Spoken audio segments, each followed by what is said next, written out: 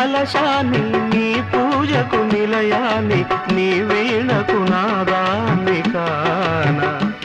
నే ఇన్నాళ్ళు చేసింది ఆరాధన నీకు ఈనాడు తెలిపేది నా వేదన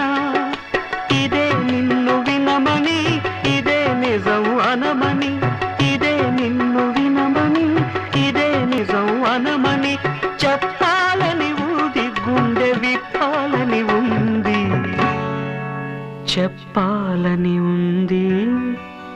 గుండె విప్పాలని ఉంది